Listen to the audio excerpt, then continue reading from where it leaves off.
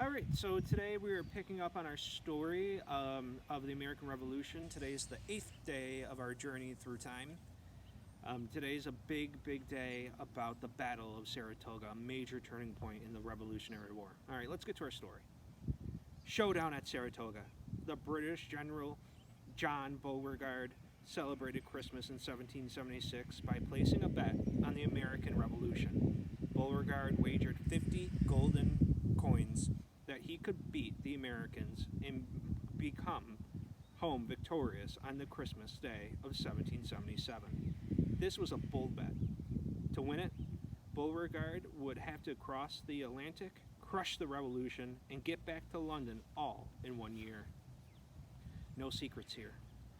What made General John Beauregard so confident about crushing the American Revolution? 2 words: the plan. Beauregard had spent the past few weeks working on details, plan for winning the war.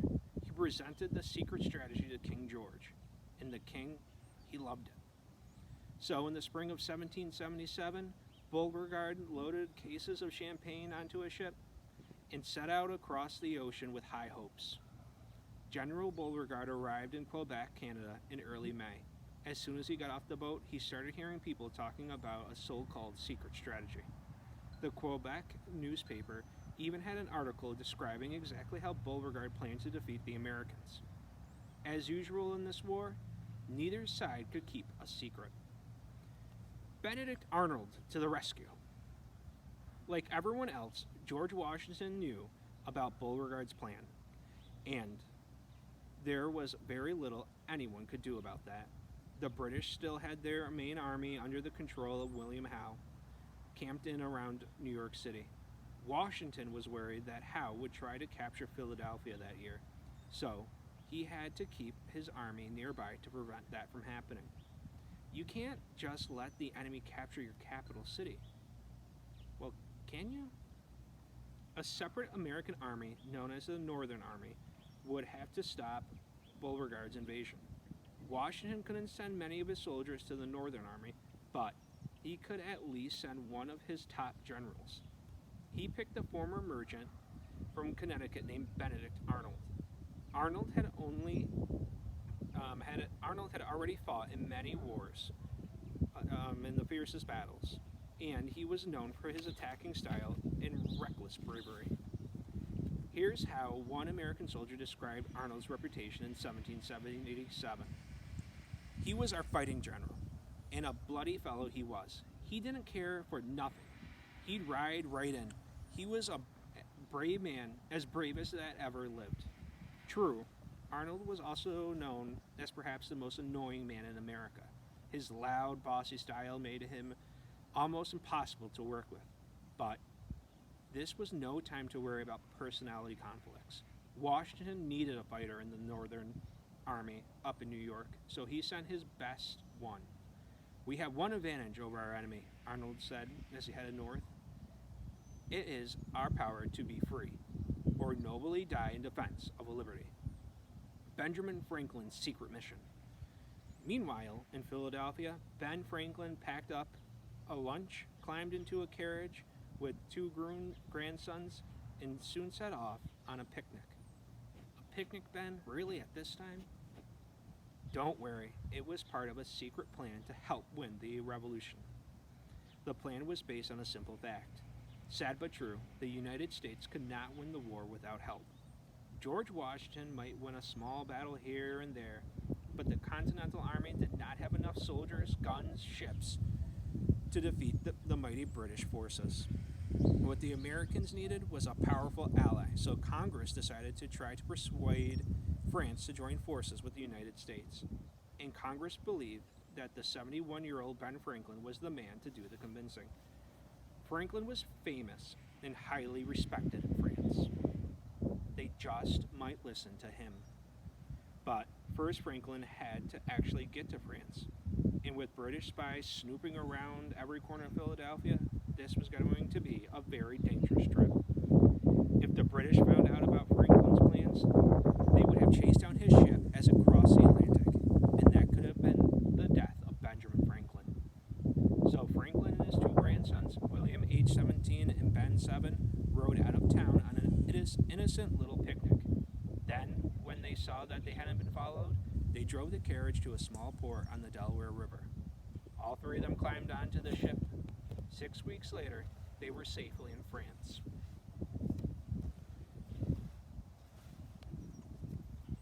A little help from Poland. The Americans knew that Beauregard was coming. It was time to pick a spot and get ready for a showdown. Benedict Arnold and a Polish military engineer named Thaddeus got on their horses and started looking for the perfect place to fight. An expert at designing and building forts near rivers, Thaddeus was exactly what the Americans needed in September of 1777. Thaddeus and Arnold found a hill above the Hudson River near the town of Saratoga. This looked like a good place to stop Beauregard. Thaddeus took out his notebook and started sketching out ideas for forts. They would have to be simple forts. The British Army would be there in just a few days. Papa Franklin. Back in France, Franklin was eagerly opening every letter from home, hoping to read about the American victory. But there had been no great victories yet. And to make things worse for poor Franklin, he had to decode the letters before reading them. One letter began like this: I am very glad that 150 is going into 156, and I'm sure it will please 38 of 68. This was a simple code using to understand the important people and places. Codes were necessary because Franklin was absolutely surrounded by British spies. He didn't know at the time, but even his own personal secretary was selling information to the British. Still, Franklin hated writing and working with codes.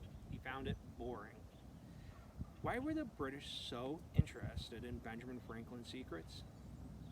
They were worried Franklin might be in France to do more than just work out a treaty. Franklin was world famous for his experiments with lightning and electricity, and there were wild rumors that Franklin was now in France to build some kind of secret electrical machine that could destroy all of Britain. One British secret agent described Franklin's plan in his journal. Everyone in France, it seemed, wanted to get an up-and-close look at Franklin's simple American clothes and his beaver fur hat. Franklin knew that most of this stuff was pretty silly, but he also knew he wasn't wasting his time. Franklin's fame and popularity were actually powerful tools. Our dinner party at the time, he was winning the French people over and over again to the American cause. If only American Army could help him out just a little. Turning point, the Battle of Saratoga, Part 1. Now back in New York, after a week of sweaty work under the killer sun, the Americans completed the fort at Saratoga. And just in time too, Beauregard's army attacked the American fort on September 19, 1777. The Battle of Saratoga was on. Just before the attack began, a general named Horatio Gates, the town of Gates is actually named after Horatio Gates, arrived at Saratoga to take command of the Northern Army.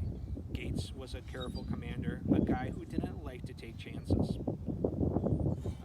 He earned the nickname of being called Granny Gates because he wore his glasses at the end of his nose made him look like an elderly woman. Gates wanted to keep his army inside the fort and fight from behind the walls. General Benedict Arnold disagreed. Arnold, who was second in command, wanted to charge out of the fort and fight in the woods and fields. The deafening blast of guns and cannons continued all afternoon, making soldiers on both sides feel like they were stuck in the center of a non-stop thunderstorm. As usual, Benedict Arnold was out in front of his men, charging right into the enemy guns. Arnold rushed into the thickest of the fight with his usual recklessness, and at times acted like a madman, reported an American general. Arnold's fellow soldiers weren't sure if Arnold was very brave or just very insane. Some thought he must be out of his mind. Back in the British camp, other soldiers were listening in horror. I shriveled at every shot, and it was just sheer terrifying, waiting and sitting throughout the entire battle. Only darkness ended the battle that day. Though more than 1,000 men had been shot, neither side had won the battle. The exhausted armies collapsed and rested. The Battle of Saratoga, Part 2. This battle left Beauregard in serious trouble. He lost many of his best officers, and his army was nearly out of food. He wanted to try attacking the Americans one more time, but his soldiers were so tired. Still, he absolutely refused to retreat. Meanwhile, in the American camp, the uneasy relationship between General Gates and Arnold exploded. Gates wrote his official report to Congress on the Battle of September 19th. Even though Benedict Arnold had led much of the fighting that day, Gates didn't bother mentioning Arnold's name in the report. Arnold stormed into Gates's tent, accusing Gates of jealousy and disrespect. Gates calmly responded by removing Arnold from command. Gates ordered Arnold to go to his tent and stay there. Now, a series of tension-filled days and nights followed. By day, the Americans kept a constant watch out for an attack they knew must be coming. By night, they were hunted by the barks and cries of hungry wolves that gathered in packs to scratch up the shallow battlefield graves. Wolves dragged out bodies and, well, you can imagine the rest. It was a rough 3 weeks. Then, on October 7th, the British attacked again. The top American officer raced to General Gates to get the battle orders. And when Gates started naming the soldiers he wanted to send into battle, Benedict Arnold, who was supposed to be in his tent, interrupted him with his opinion. Arnold spat out a series of unprintable curses as he walked back to his tent. He paced back and forth for a while, listening to the sounds of gunfire. Then, he just couldn't take it anymore. He jumped up on his horse and rode towards battle, shouting, "Victory or death!" Gates ordered him to come back, but Arnold was already gone. Out in the battlefield, American soldiers cheered when they saw Arnold coming in, riding on his giant white horse. Arnold rode all over the battlefield, leading charges and driving British and German soldiers backwards. During one charge, he was shot in the leg and fell off his horse. "Rush on, my brave boys," he called from the background. And the Americans did rush on. This time, they won a clear victory over the British. Ben seals the deal. The news of Beauregard's surrender lifted us up to the stars, wrote John Adams. Wait till Ben Franklin finds out. In early December, a carriage pulled up to Franklin's house in France. Franklin had been hearing rumors that General Howe had captured his hometown of Philadelphia. Franklin rushed to the messenger. Franklin said, "Sir, is Philadelphia taken?" And the messenger responded, "It is, sir. But, sir, I have greater news than that. General Beauregard and his whole army are now prisoners of war." Beauregard a prisoner of war? This changed everything. After months and months of avoiding Franklin, France's King Louis and his officials finally agreed to work out a treaty with the United States.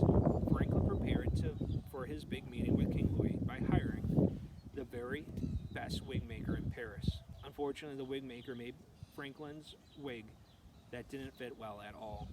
A Paris newspaper reported on the scene. Anyway, Franklin decided to go to the palace in his plain brown suit and his plain bald head. The king's servants were horrified.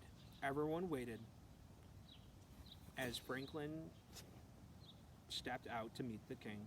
Luckily, Louis didn't seem to care about Franklin's head in any way at all. He simply looked at Franklin and said, "You are assured Congress of my friendship and an alliance with France. The two nations will work together to defeat the British." And that was that. Franklin's mission was accomplished. The turning point. Now you can see why the Battle of Saratoga is called the turning point of the American Revolution. The Continental Army had won its biggest victory yet over the British. And this victory convinced France, one of the most powerful nations in the world at the time, to join forces with the United States. The members of Congress were so excited, they gave General Gates a special medal to celebrate the Battle of Saratoga. And at night, members and their wives did a little dance called the Beauregard Surrender. Not everyone was dancing, though. Stuck in a hospital bed in Albany, Benedict Arnold was recovering very slowly from his war wound.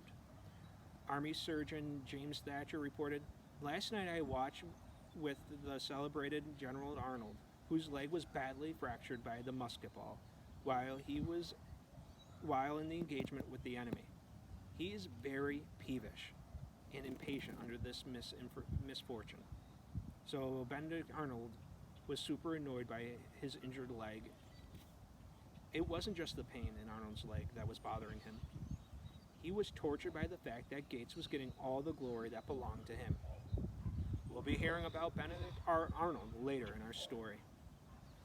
Alright, so that's where we are ending today. It's another great day to get outside and enjoy the sun. It's a little cool out today. I got my Paul Rowe Panthers hat on. But everybody enjoy your day and have some fun. Take care. Bye.